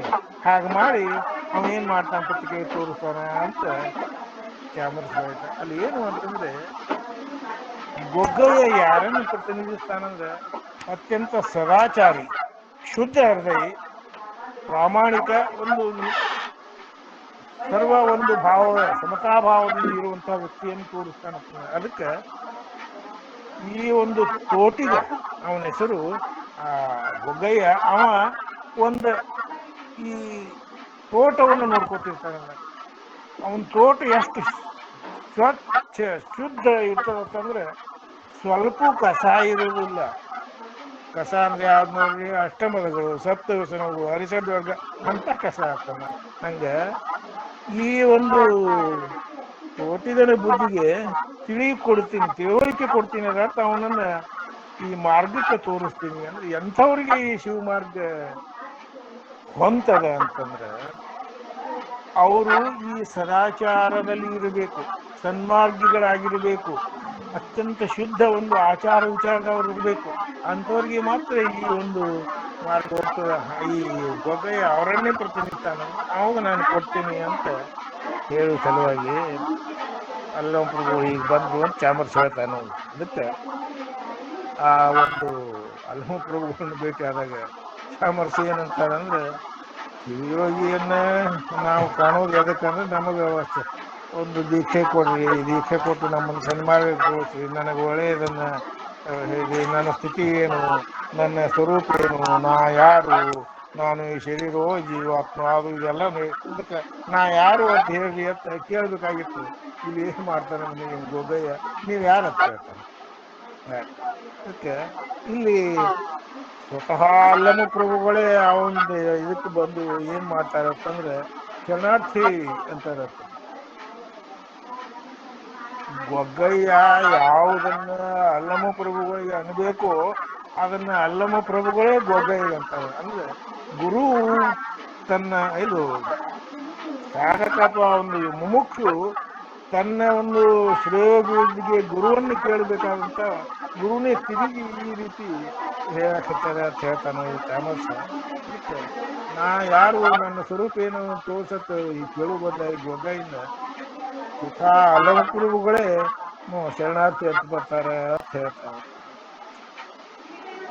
ಭಾವಿಸಲು ಶಿವಭಕ್ತರೆಂಬವ ಆವಟಾವಿನಲ್ಲಿ ಇಪ್ಪರವರ ಕೃಪಾವಲೋಕನ ಭಕ್ತಿ ದಿಕ್ಕಾಂದೇಹಗಳು ನಾವು ಯಾವುದರೊಳಹುದು ಅಲ್ಲ ಅಲ್ಲ ಅಲ್ಲಮದೇವನೆಂಬುದು ನಮಗೆ ಸೆಲೆ ಸಂಭಾವಿಸಿದ ಹೆಸರಾಗಿರುವುದು ಭಕ್ತಯ್ಯ ಕೇಳಿಂದ. ಗುರುವಿನ ಒಂದು ಸ್ಥಾನದಲ್ಲಿ ಅವ್ರು ಈ ರೀತಿ ಮಾತಾಡ್ತಾರೆ. ಏನದು ನಮಗ ಭಾವಿಸಲು ಶಿವಭಕ್ತರೆಂಬವರು ಆವಟಾಳಿನಲ್ಲಿ ಇಪ್ಪವರು ಅವರ ಕೃಪಾವಲೋಕನ ಭಕ್ತಿ ದಿಕ್ಕಾಂದೇಹಿಗಳು ನಾವು. ಯಾರು ಸನ್ಮಾರ್ಗದಲ್ಲಿರ್ತಾರೆ, ಯಾರು ಸದಾಚಾರಿಗಳಿರ್ತಾರೆ, ಯಾರು ಅತ್ಯಂತ ಶುದ್ಧ ಮನಸ್ಸಿನವರು ಇರ್ತಾರೆ, ಅವ್ರಿಗೆ ಕೃಪೆಯ ಸಲುವಾಗಿ ನಾವು ಬಂದದೇ ನಾ ಬಂದನೆ. ನಾನು ಏನ್ ಭಿಕ್ಷಾ ಕೇಳ್ತೀನಿ ಅಂದ್ರೆ ಭಕ್ತಿ. ಯಾವ್ದಾರ ಒಂದು ಬೇರೆ ಅದನ್ನ ಕೊಡಿ ಇದನ್ನ ಕೊಡು ದೀಕ್ಷಾ ಕೊಟ್ಟು ಮಠ ಕಟ್ಸಕ್ಕೆ 8 ಲಕ್ಷ ಕೊಡ್ತೀವಿ ಏನು ಹಿಂಗಲ್ಲ. ಏನ್ ಅದಕ್ಕೆ ಕೃಪಾವಲೋಕನ ಭಕ್ತಿ ಭಿಕ್ಷಾಂದೇಹಿಗಳು ನಾವು. ನಾವು ಭಕ್ತಿಯನ್ನೇ ಭಿಕ್ಷೆ ರೂಪದಲ್ಲಿ ಸಿಗುವ. ಯಾವುದರೊಳಹುದು ಅಲ್ಲ ಅಲ್ಲದ ಅಲ್ಲಮದೇವನೆಂಬುದು ನಮಗೆ ಸೆಲೆ ಸಂಭಾವಿಸಿದ ಹೆಸರಾಗಿರುವುದು. ನೋಡ್ರಿ, ಯಾವುದರೊಳಗುವುದು ಅಲ್ಲ ಅದು ಇಲ್ಲ. ಯಾವುದು ನಾವು ಎಲ್ಲರೊಳಗೂ ಅದೀವಿ ಅಥವಾ ಎಲ್ಲರೊಳಗೂ ಇಲ್ಲ. ಜೀವಾತ್ಮ ಎಲ್ಲರೊಳಗೂ ಇರ್ತಾನೆ ಅಥವಾ ಪರಮಾತ್ಮನ ಅಂಶ ಎಲ್ಲರೊಳಗೂ ಇರ್ತದೆ. ಆದ್ರೆ ಅದು ಗೊತ್ತಿರುವುದಿಲ್ಲ, ಐತಿ ಅಥವಾ ಇಲ್ಲ, ಹೌದು ಅಥವಾ ಇಲ್ಲ ಅನ್ನೋದನ್ನ ಹೇಳ್ತಾರೆ. ನೋಡ್ರಿ, ಯಾವುದರೊಳಹುದು ಅಲ್ಲದ ಅಲ್ಲಮದೇವನೆಂಬುದು ನಮಗೆ ತಲೆ ಸಂಭಾವಿಸಿದ ಹೆಸರಾಗಿರುವುದು. ಅದಕ್ಕೆ ನಮ್ಮ ಹೆಸರ ಅಲ್ಲಮ ಅಂತ ಹೇಳ್ತಾರೆ. ಶಬ್ದ ಭಕ್ತಯ್ಯ, ಗೊಗ್ಗಯ್ಯನಿಗೆ ಭಕ್ತಯ್ಯ ಅಂತ ಸಂಬೋಧಿಸ್ತಾರೆ. ತಿಳಿದು ನಾನಾ ಪರಿಗಳಿಂದಲೇ ಗಳಿಸಿದ ಅರ್ಥವ ಲಿಂಗ ಜಂಗಮಗಳಿಗೆ ನೀಡುತ್ತಲೂ ಒಕ್ಕು ಮಿಕ್ಕುವುದೆಂದು ಸುಖಿಯಹುದು. ಎಳೆಯೊಳಿದು ಶಿವಭಕ್ತಿ ಬಲಿದೆಗೆ ತೊಳಲಿ ಎರಸದಲೇನು ಕಾರಣ ಬೆಲೆ ಮೊರಳೆ ಕೇಳೆಂದ ನಾ ಗೊಗ್ಗಯ್ಯಗಲ್ಲ. ನಾವು ಏನು ಗಳಿಸ್ತೀವಿ? ಏನಿಲ್ಲ ಅಂತಂದಂಗೆ ಗಳಿಸೋದು ರೊಕ್ಕ ರೂಪಾಯಿ ಅದೇ ಮನಿ ಜಮೀನ ಅದು ಇದು ಬಂಗಾರ ಬೆಳ್ಳಿ ಏನೇನು ಗಳಿಸ್ತೀವಲ್ಲ ಅದು ಗಳಿಕೆ ಅಲ್ಲ ಅಂತ ಹೇಳ್ತಾರೆ. ಚಾಮರ್ಸ್ ಅಲ್ಲ ಅಂತ ಹೇಳ್ತಾನೆ. ಅರ್ಥ ನಾವು ಗಳಿಸೋದೇನು? ಒಂದು ಒಳ್ಳೆಯ ಒಂದು ಮಾರ್ಗದಕ್ಕೆ ಅಥವಾ ಪುಣ್ಯದ ಮಾರ್ಗವನ್ನ ಹಿಡ್ಕೊಂಡು ಬಂದವರಿಗೆ ಆ ಗಳಿಕೆ ಜಾಸ್ತಿ ಇರ್ತದೆ. ಅಂಥವರಿಗೆ ಈ ಮಾರ್ಗದಲ್ಲಿ ಹೋಗ್ಲಿಕ್ಕೆ ಹೆಚ್ಚು ಅವಕಾಶ ಇರ್ತದೆ ಅನ್ನೋದನ್ನ ತಿಳಿದು ನಾನಾ ಪದಿಗಳಿಂದಲೇ ಗಳಿಸಿದ ಅರ್ಥವ. ಅರ್ಥ ಅಂದ್ರೆ ಇಲ್ಲಿ ದುಡ್ಡು ಅಥವಾ ಮತ್ತಾವುದು ಅಲ್ಲ, ಪುಣ್ಯ ಅಂತ ನಂಗೆ. ಮತ್ತೆ ಬಸವಣ್ಣವರು ಒಂದು ವಚನ ಪುಸ್ತಕ, ಧರಣಿಯ ಮೇಲೊಂದು ಹಿರಿಯಪ್ಪ ಅಂಗಡಿಯ ನಿಕ್ಕಿ ಹರದ ಕೊಳ್ಳಿದ್ದ ನಮ್ಮ ಮಹಾದೇವ ಶೆಟ್ಟಿ. ಹೌದಾ? ಒಮ್ಮನವಾದರೆ ಒಡನೆ ನುಡಿವನು, ಇಮ್ಮನವಾದರೆ ನುಡಿಯನು, ಕಾಣಿಯ ಸೋಲ ಅರ್ಧ ಕಾಣಿಯೇ ಇಲ್ಲ. ಈಗ ಈ ಒಂದು ವಚನದಾಗ ಬಸವಣ್ಣವ್ರು ಏನು ಮಾಡ್ತಾರೆ ಅಂದ್ರೆ, ಶೆಟ್ಟಿ ಯಾವ ವ್ಯವಹಾರ ಮಾಡ್ತಾರೋ ಹಿಡಿದೇ ಇಲ್ಲ. ಯಾವ್ದು ಸರಕು ಏನು ಗೊತ್ತಾಗುವುದಿಲ್ಲ. ಯಾವ ಸರಕು ಬಸವಣ್ಣ ಶೆಟ್ಟಿ ಯಾವ ವ್ಯವಹಾರ ಮಾಡಾಕತ್ತಾರೆ ವಚನದಾಗ ಎಲ್ರು ಗೊತ್ತಿತ್ತು ನೋಡ್ರಿ. ಶೆಟ್ಟಿ ಸರಕು ಯಾವ್ದು ಅನ್ನೋದು ಬರೀ ಒಟ್ಟು ವ್ಯವಹಾರದಾಗ ಅದೇ ಪ್ರಾಮಾಣಿಕವಾಗಿ ವ್ಯವಹಾರ ಮಾಡ್ತಾರೆ. ಒಂದು ಸ್ವಲ್ಪ ಹೆಚ್ಚಿನೂ ಕೊಡುದಿಲ್ಲ, ಸ್ವಲ್ಪ ಕಡಿಮೆನೂ ಕೊಡುದಿಲ್ಲ, ಎಂದೂ ಏನು ವ್ಯತ್ಯಾಸ ಮಾಡುದಿಲ್ಲ ಅಂತ. ಕಾಣಿಯ ಸೋಲ ಅರ್ಧ ಗಾಣಿ ಗೆಲ್ಲ ಜಾಣ ನೋಡವ ನಮ್ಮ ಕೂಡಲ ಸಂಗಮದೇವ ಪರಮಾತ್ಮ ಪರಶಿವನ ಒಂದು ಆರಾಧಕರು ಅನ್ನೋ ಅರ್ಥದಿಂದ ಆ ಪರಶಿವ ಏನ್ ಮಾಡ್ತಾರಂದ್ರೆ ನಮ್ಮ ಕರ್ಮಗಳಿಗೆ ಸಂಬಂಧವಾಗಿ ನಮಗೆ ಫಲ ಕೊಡ್ತಾನೆ. ಶೆಟ್ರಿ ಏನು ವ್ಯವಹಾರ ಮಾಡ್ತಾರ ಅದನ್ನು ಹೇಳುವುದೇ ಇಲ್ಲ ಬಸವಣ್ಣವರು. ಬಸವಣ್ಣವರ ಒಂದು ವಚನಗಳ ಒಂದು ಕಾವ್ಯದ ಉನ್ನತಿ ಎಷ್ಟು ಐತಿ ಅನ್ನೋದನ್ನ ಅದನ್ನ ವಿಶ್ಲೇಷಣೆ ಮಾಡಿದಾಗ ಗೊತ್ತಾಗ್ತದೆ. ಹಂಗೆ ಈ ವಚನದಾಗೂ ಕೂಡ ಶೆಟ್ಟಿ ಸರಕು ಏನು ಅಂದ್ರೆ ಅದು ಪುಣ್ಯ ಮತ್ತು ಪಾಪ ಇವುಗಳ ಒಂದು ವ್ಯವಹಾರ. ನಿಮ್ಮ ಸತ್ಕರ್ಮಕ್ಕೆ ಪುಣ್ಯ, ದುಷ್ಕರ್ಮಕ್ಕೆ ಪಾಪ. ಸ್ವಲ್ಪ ಹೆಚ್ಚು ಮಾಡಂಗಿಲ್ಲ. ಕಡಿಮೆ ಹೆಚ್ಚು ಕೇಳಬೇಡ್ರಿ ನಂಗೆ. ಕಾಣಿಯ ಸೋಲ ಅದ್ದ ಕಾಣಿಗಿಲ್ಲ ಹಂಗೆ ಭಾವಿಸಲು ಶಿವಭಕ್ತರೆಂಬುವರು ಆವ ಟಾವಿನಲ್ಲಿ ಇಪ್ಪರು ಅವರ ಕೃಪಾವಲೋಕನ ಭಕ್ತಿ ಭಿಕ್ಷಾಂದೇಹಿಗಳು ನಾವು ಹೋಗ್ತಾನೆ ಇದು ತಿಳಿದು ನಾನಾ ಪರಿಗಳಿಂದಲೇ ಗಳಿಸಿದ ಅರ್ಥವ ಲಿಂಗ ಜಂಗಮಗಳಿಗೆ ನೀಡುತ್ತ ಲಕ್ಕು ಮಿಕ್ಕುವುದನೆಂದು ಶುಚಿಯಹುದು. ಇಳೆಯೊಳಿದು ಶಿವಭಕ್ತಿ ಖರೀದಿ ಶಿವಭಕ್ತಿ ಬಲಿದೆಗೆ ತೊಳಲಿ ಎರಸರಲೇನು ಕಾರಣ ಎಲೆ ಮುರಳಿ ಕೇಳೆಂದನಾಗೊಗ್ಗಯ್ಯದಲ್ಲ. ಬಂದದಿಪ್ಪ ಈ ಭೂಮಿ ಮೇಲೆ ಬಂದದಿ ಖರೀ ಏನು ನಿನ್ನ ಉದ್ದೇಶ ಏನು, ಜೀವಿಯ ಉದ್ದೇಶ ಏನು ಅನ್ನೋದು ಬಹಳ ಮಂದಿ ವಿಚಿತ್ರವಾಗಿ ಹೇಳ್ತಾರೆ. ನಮ್ಮ ಮನೆ ಕಟ್ಟಿಸ್ಬೇಕು ಅಥವಾ ಜಮೀನು ತಗೋಬೇಕು ಅಥವಾ ಒಂದು ಅಂಗಡಿಯನ್ನು ಸ್ಥಾಪಿಸ್ಬೇಕು ಆಗ ಹೀಗ ಕೇಳ್ತಿರ್ತಾರೆ. ಏನೂ ಗಳಿಕೆ ಇರ್ಲಾರಂತ ಏನಿರ್ತಂದ್ರೆ ಹೊಟ್ಟಿನೇ ತುಂಬಿಕೊಳ್ಳೋದನ್ನ ಅವನ ಜೀವನದ ಒಂದು ಮುಖ್ಯ ಒಂದು ಇದಾಗ್ತದೆ ನೋಡಿ ಗುರಿ. ಹಾಗೆ ಹಂಗ ಈ ಒಂದು ಜೀವನದ ಒಂದು ಚಕ್ರದಲ್ಲಿ ತೊಳಲಿ ಹೋಗುವುದು ಸರಿಯಲ್ಲ. ಅದಕ್ಕೆ ಏನು ಗಳಿಸಿದ್ದೈತಿ ಅದನ್ನ ಲಿಂಗ ಜಂಗಮಕ್ಕೆ ಕೊಡ್ಬೇಕು. ಒಕ್ಕು ಮಿಕ್ಕುವುದನ್ನು ಉಣಬೇಕತ್ತೆ. ಏನಿದು ಲಿಂಗ ಅಂದ್ರೆ ನಿಮಗೆ ಮೊದಲೇ ಹೇಳಿ ಶಿವಯೋಗದ ಗುರು ದೀಕ್ಷಾ ಪ್ರಸಂಗದಲ್ಲಿ ಏನು ಆತ್ಮ ಸಾಕಾರದ ಮಾಡಿ ಜ್ಯೋತಿಯನ್ನು ತೋರಿಸ್ತಾನೆ ಅದು ಲಿಂಗ. ಅದು ಸಾಧನೆಗೆ ತೊಡಗಿದಾಗ ಮುಂದುವರೆದಾಗ ಜಂಗಮ. ಆ ನಂತರ ಅದು ಪೂರ್ಣ ಸ್ಥಿತಿ ಮುಟ್ಟಿದಾಗ ಪರಶಿವ ಅಥವಾ ಮಹಾಲಿಂಗ ಗುರು. ಹಂಗ ಆ ಲಿಂಗ ಜಂಗಮ ಗುರು ಅಲ್ಲಿ ಕೊಡಬೇಕು. ಅದನ್ನ ಬಿಟ್ಟು ಈ ವ್ಯವಸಾಯದಾಗ ತೊಡಗಿದ್ರೆ ಏನಾಗ್ತದೆ ಅಂತ ಇಲ್ಲಿ ಪ್ರಭುವರು ಬಾಯಿಂದ ಚಾಮರ ಸೇವಿಸ್ತಾನೆ ನೋಡ್ರಿ. ಹಂಗ ಈ ಒಂದು ಇದನ್ನು ಒಕ್ಕು ಮಿಕ್ಕು ಅನ್ನೋ ಶಬ್ದ ಬರ್ತದಲ್ಲ, ಒಕ್ಕು ಮಿಕ್ಕು ಅಂತಂದ್ರೆ ಲೋಕಜೀವಿಗಳ ದೃಷ್ಟಿನೇ ಅದು ಬೇರೆನೇ ಇರ್ತದೆ. ಒಕ್ಕುದು ಅಂದ್ರೆ ಹಂಗ ಸಂಗ್ರಹ ಮಾಡ್ಕೊತ ಹೋಗುದು. ಅದ್ರ ಸಂಗ್ರಹ ಯಾವಾಗ ಆಗ್ತಂದ್ರೆ ಸಾಧಕ ಏನು ಹೆಚ್ಚು ಹೆಚ್ಚು ತಪಸ್ಸು ಮಾಡಿದಂಗ ಆ ಒಳಗ ಆ ಒಂದು ಫಲ ಜಾಸ್ತಿ ಹಾಕೋತದೆ. ಫಲ ಜಾಸ್ತಿ ಆದಾಗ ಅದನ್ನ ಗುರುಸ್ಥಾನದಲ್ಲಿ ಇದ್ರೆ ಏನಾಗ್ತದೆ ಅವ್ರಿಗೆ ಮತ್ತೊಬ್ಬರಿಗೆ ದೀಕ್ಷೆ ಕೊಟ್ಟು ಅದನ್ನ ವರ್ಗಾಯಿಸಿ ಕೊಡುವಂತ ಒಂದು ದಾರಿ ರೂಪದಲ್ಲಿ ಒಂದಿಷ್ಟು ಖರ್ಚಾಗಿ ಮಾಡ್ಕೊಳಕ್ ಸಾಧ್ಯ ಆಗ್ತದೆ. ಹಂಗೆ ಮೊದಲನೇದು ಗಳಿಸಿದ್ದು ಒಕ್ಕು ಪ್ರಸಾದ, ದೀಕ್ಷಾ ಕೊಟ್ಟ ಅದು ಮಿಕ್ಕು ಪ್ರಸಾದ ಆಗ್ತದೆ. ಅದಕ್ಕೆ ಆ ಒಕ್ಕು ಮಿಕ್ಕುದನ್ನ ಉಣಬೇಕು ಅಂತ ಎಲ್ಲ ಪ್ರಭುಗಳು ಹೇಳ್ತಾರೆ ನೋಡಿ. ಅದಕ್ಕೆ ನಿಮ್ಮ ಹೆಸರೇನಯ್ಯ ಎಂದ್ರೆ ಎಲ್ಲ ಪ್ರಭುಗಳು ಕೇಳ್ತಾರೆ. ನಾನು ಅಲ್ಲಮ್ಮ ನಿಮ್ಮ ಹೆಸರು ಏನಪ್ಪ ಅಂತ ಕೇಳ್ತಾರೆ. ನಿಮ್ಮ ಹೆಸರೇನಯ್ಯ ಎಂದರೆ ನಮ್ಮ ಹೆಸರೇ ಗೊಗ್ಗಯ್ಯನು, ನನಗೆ ಗೊಗ್ಗಯ್ಯ ಅಂತಾರೆ. ಕೇಳು ಎಂಬ ಮತವಿದು. ಇದು ನಮ್ದು ರೀತಿ ಅಥವಾ ನಮ್ಮ ಬದುಕುವ ಒಂದು ರೀತಿ. ನಾವು ಈಗ ಇರ್ತೀವಿ. ನಾವು ಲೌಕಿಕರು. ನಾವು ಅರಿಯವೇನು ನಮಗೇನೂ ಗೊತ್ತಾಗಂಗಿಲ್ಲ. ಲೌಕಿಕರಿಗೆ ಈ ಶಿವಧ್ಯಾನದ ಬಗ್ಗೆ ಅಥವಾ ಅಧ್ಯಾತ್ಮದ ಬಗ್ಗೆ ಈ ಮೋಕ್ಷದ ಬಗ್ಗೆ ತಪಸ್ಸಿನ ಬಗ್ಗೆ ಏನೂ ಗೊತ್ತಿರೋದಿಲ್ಲ ಅನ್ನೋದನ್ನು ಇಲ್ಲಿ ಹೇಳಬೇಕಾಗಿದೆ. ಚಾಮರಸಿಂಗ್ ತಲೆನೇ ಬಹಳ ಅದ್ಭುತನೇ. ನಿಮ್ಮ ಹೆಸರೇನ ಎಂದರೆ ನಮ್ಮ ಹೆಸರೇ ಗೊಗ್ಗೇನು, ಕೇಳಿ ಎಮ್ಮ ಮತವಿದು ಲೌಕಿಕರು ನಾವರಿಯವೇನು ಅನು. ಸುಮ್ಮನಿರಬೇಡ ಎಮಗೆ ವಿವರಿಸಿ ನಿಮ್ಮ ಮನಸ್ಸಿನ ಬುದ್ಧಿ ಯಾವುದನು ಎನ್ನುವುದು ಹೇಳೆಂದು ನಾ ಗೊಗ್ಗಯ್ಯನು. ಸುಮ್ಮನಿರ್ಬೇಡ. ಈಗ ನನಗೇನೋ ಅನ್ಸಾಕತ್ತೈತಿ, ನೀ ಏನೋ ಕೊಡ್ತೀಯ ತಗೋ ಅಂತ ಅನ್ಸಾಕತ್ತೈತಿ. ಅದಕ್ಕೆ ನಾವು ಲೌಕಿಕರು, ನೀವು ಸುಮ್ಮನಿರ್ಬೇಡ. ನಿಮ್ಗೆ ಏನಲ್ಲ ಅದನ್ನು ವಿವರಿಸಿ ಹೇಳು. ನಿಮ್ಮ ಮನಸ್ಸಿನ ಬುದ್ಧಿ ಯಾವುದು ನೆಮ್ಮೆಯುವುದು ಹೇಳು ಎಂದನು ಗೊಗ್ಗಯ್ಯನಲ್ಲಿ. ನೀ ಏನು ಹೇಳ್ಬೇಕೈತಿ ಅದು ನಮಗೆ ನಾಟುವಂಗೆ ಹೇಳು. ಬಾಯಿಂದ ಹಿಂಗೆ ಹೇಳಿಸ್ತಾನೆ. ಆಳ ವ್ಯವಸಾಯವನ್ನು ಮಾಡಲು ಜೀವ ವ್ಯಥೆಗಳು ತಪ್ಪವು. ಅವರಲ್ಲಿ ದೇವನೊಲಿವನೇ ನೋವು ನೀಡುವುದೇ ಸಾವು ಹಿಂಗುವುದೇ. ಬದುಕಿನ ಉದ್ದೇಶ ಏನು? ಮನೆ ಗಳಿಸೋದು, ಹೊಲ ಗಳಿಸೋದು, ಅಂಗಡಿ ಮಾಡೋದು, ಬಂಗಾರ ಬೆಳಿ ಗಳಿಸೋದು, ಅದು ಇದು ಯಾವುದು ಅಲ್ಲ ಅಂತ ಹೇಳ್ತಾರ. ಒಮ್ಮೆ ನಮ್ಮ ಶಾಲ್ಯಾಗ ನಾನು ಒಮ್ಮೆ ಹಿಂಗೆ ಪಾಠ ಮಾಡುವಾಗ ನಾನು ಇಂಗ್ಲೀಷ್ನೂ ಕೂಡ ಮಾಡೋ ಮನುಷ್ಯ.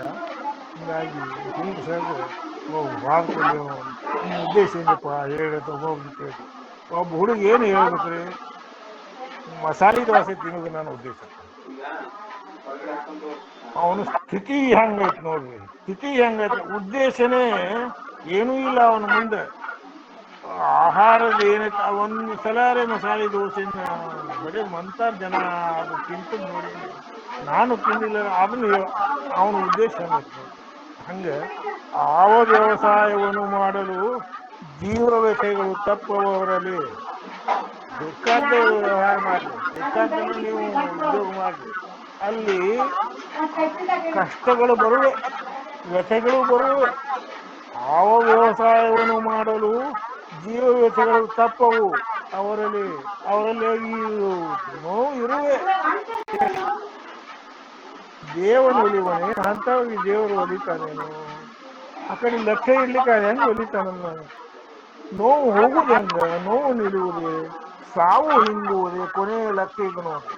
ಶಿವಯೋಗಿ ಲಕ್ಷ್ಯ ಇಲ್ಲಿತ್ತು ನಮ್ಗೆ. ಸಾವು ಹಿಂಗುವುದೇ, ಜನನ ಮರಣದಿಂದ ಪಾರಾಗಬೇಕಲ್ಲ. ಹೆಂಗೇನು ಪಾರಾಗುದಂದ್ರೆ ಜೀವ ಬಿಟ್ಟನೆ ಪಾರಾದಂತ ಅರ್ಥಕತೆ ಹೆಂಗಾಗುದಿಲ್ಲ. ಪ್ರಾರಬ್ಧದಿಂದ ಮತ್ತೊಂದು ಜನ್ಮ ಬರ್ಕೊತ ಹೋಗ್ತದೆ. ಆ ಒಂದು ಇದೇನಿರ್ತದೆ ನೋಡ್ರಿ ಒಳಗಿನ ಒಂದು ಪ್ರಜ್ಞೆ, ಆ ಪ್ರಜ್ಞೆ ಪಾಪ ಪುಣ್ಯಗಳಿಂದ ಸ್ಪಷ್ಟವಾಗಿ ದೂರ ಆಗಿ ಪರಮಾತ್ಮನ ಒಂದು ಸ್ಥಿತಿಯನ್ನು ತಲುಪಿದಾಗ ಮಾತ್ರ ಅಲ್ಲಿ ಹೋಗ್ಲಿಕ್ಕೆ ಸಾಧ್ಯ. ಇಲ್ಲೇ ಮತ್ತೆ ಜನ್ಮಗಳನ್ನ ತಗೋತಾ ಹೋಗ್ಬೇಕಾಗ್ತದೆ. ಅನ್ನೋದ್ರಿಂದಾಗಿ ಆ ವ್ಯವಸಾಯವನ್ನು ಮಾಡಲು ಜೀವವ್ಯಥೆಗಳು ತಪ್ಪವು ಅವರಲ್ಲಿ ದೇವನೊಲಿವನೇ, ನೋವು ನಿಲ್ಲುವುದೇ, ಸಾವು ಹಿಂಗುವುದೇ. ಧಾವತಿಯ ಕಡೆತನಕ ಏನೋ ಒಂದು ಚಿಂತೆ, ಏನೋ ಒಂದು ದುಃಖ, ಏನೋ ನಂಗೆ ಅದಾಗಿಲ್ಲ ಇದಾಗಲಿಲ್ಲ, ಮಗಂದು ಅದಾಗ್ಬೇಕು ಇದಾಗ್ಬೇಕು, ಹಂಗೆ ಚಿಂತೆ ಮಾಡಿ ಯಾವಾಗ ಹೋಗಿ ಅವ್ ಗೊತ್ತಂತೂ ಆಗುದಿಲ್ಲ. ಅವನು ಚಟ್ನ ಎದ್ದ ಬಿಡ್ತಾನ, ಹಿಂಗೂ ಆಗ್ತದೆ. ಅದಕ್ಕೆ ಸಾವು ಹಿಂಗುವುದೇ ಧಾವತಿಯೇ ಚಿಂತಿ ಕಡಿತನಕ ತಪ್ಪುದು ಸಾಧ್ಯ ಇಲ್ಲ. ಅದಕ್ಕೆ ಭಾವಿಸೋಡೆ ಅದು ಬೈಗಳಂಗವು. ಅದು ಬೈಗಳಿಗೆ ಅವ್ರ ಜೊತೆಗೆ ಬಂದದ್ದು ಅದು. ಬೈಗಳ ಲೋಕ ಜೀವಿಗಳು ಅಂದಂಗ ಅದ ಅರ್ಥ. ಅಂದ್ರೆ ಯಾರಿಗೆ ಶಿವಯೋಗದ ಸ್ಫೂರ್ತಿ ಇಲ್ಲವೋ, ಯಾರು ಶಿವಧ್ಯಾನದಿಂದ ಹೋಗೋಲಿಕ್ಕೆ ಸಮರ್ಥರಿಲ್ಲವೋ, ಶಿವಧ್ಯಾನ ಮಾಡ್ತಾರೋ ಅವರ ಮಾಡುದಿಲ್ಲ. ಅವರು ಅಂದ್ರೆ ಲೋಕ ಜೀವಿಗಳು, ಅವ್ರಿಗೆ ಏನು ಅದಾವುದಲ್ಲದ ಮತವನ್ನೆಲೆ ಗೊಗ್ಗ ಏಕೆ, ಅದು ಯಾವುದೂ ಈ ಮೋಕ್ಷಕ್ಕೆ ದಾರಿ ಅಲ್ಲ, ಅದು ಯಾವುದೂ ದಾರಿ ಅಲ್ಲ.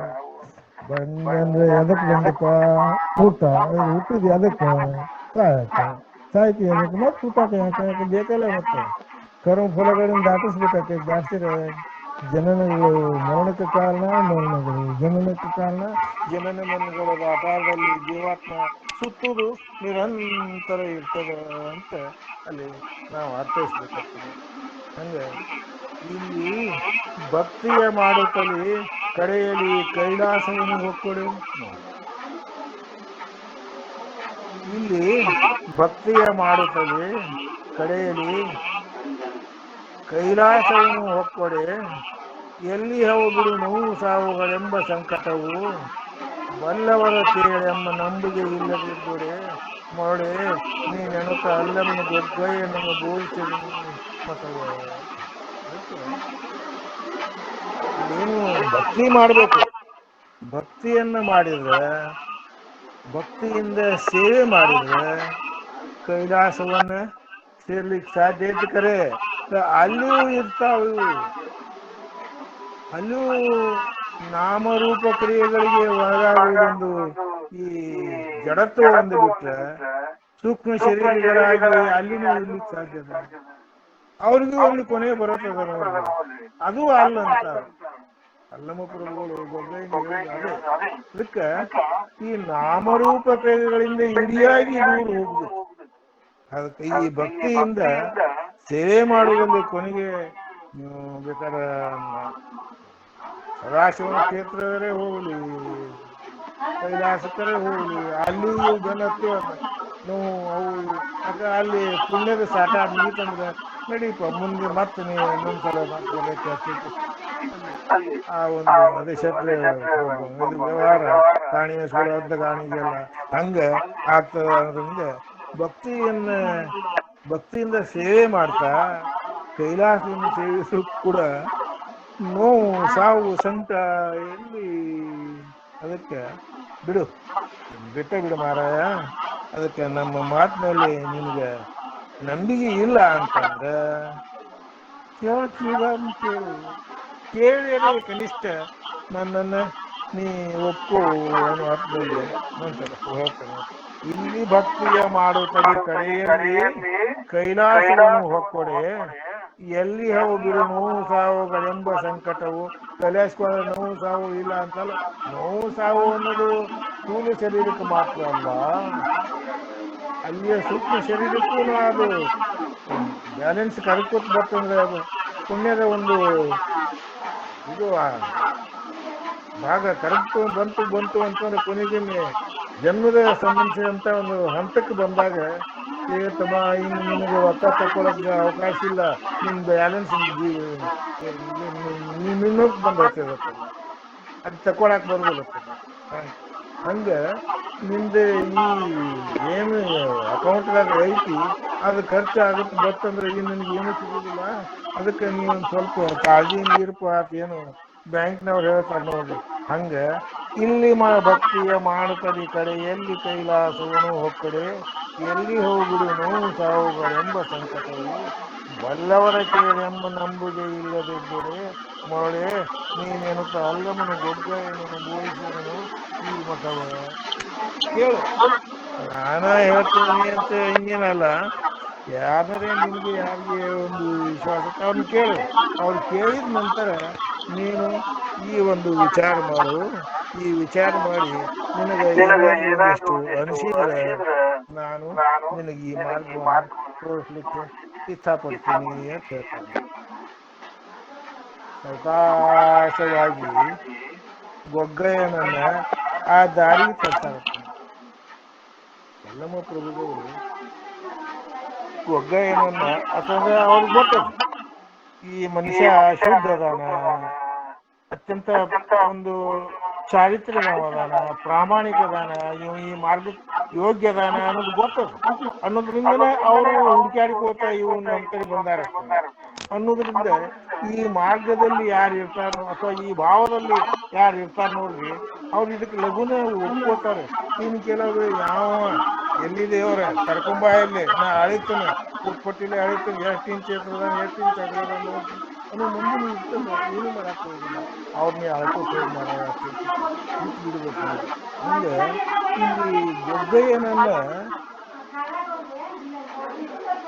ಹಾದಿಗೆ ತರುವ ಸಲುವಾಗಿ ಅಲ್ಲಮ್ಮ ಪ್ರಭುಗಳು ಅತ್ಯಂತ ಸಾವಕಾಶವಾಗಿ ಆ ಮಾರ್ಗಕ್ಕೆ ಅವನನ್ನು ತರಲಿಕ್ಕೆ ಯಾವ ರೀತಿ ಪ್ರಯತ್ನಿಸ್ತಾರ ಅದರ ಅರ್ಥ ಏನು ಅಂದ್ರೆ, ಶರೀರದ ಒಂದು ಗುರು ಏನಿರ್ತಾನ ನೋಡ್ರಿ, ನಿಮ್ಮ ಒಂದು